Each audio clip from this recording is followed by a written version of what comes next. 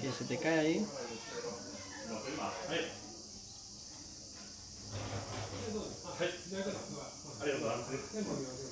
Muy buenas, gente, pues aquí estamos ahora en el Castillo Bueno y vamos a visitarlo por dentro después de una buena magnífica experiencia en el poblado ninja.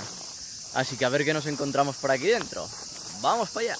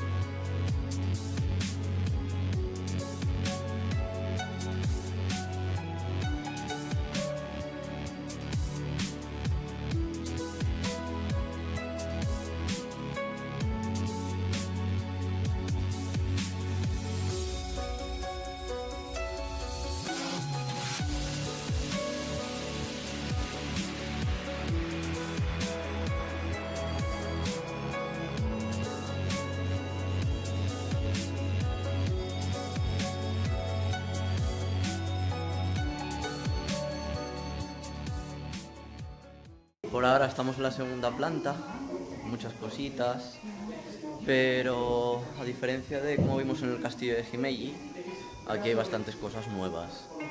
Y encontrarte con una mascota a la entrada no ayuda mucho. A pesar de esta maravillosa música,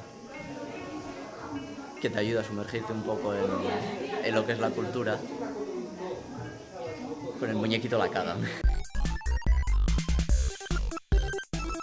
Pero bueno, Shogunai, ¿eh?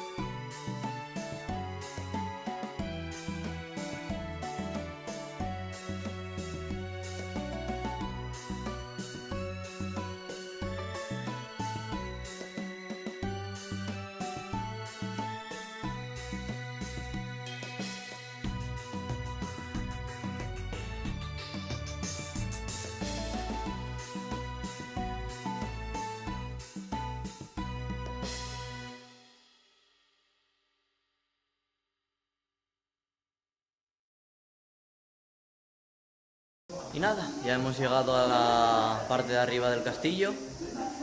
La verdad que este es muy pequeño en comparación al otro. Pero bueno, ha sido unas vistas muy bonitas. Y aquí tenemos a una profe, Sensei, Ima. Y nada, aquí terminaremos el vídeo con unas vistas muy maravillosas. que espero que os gusten.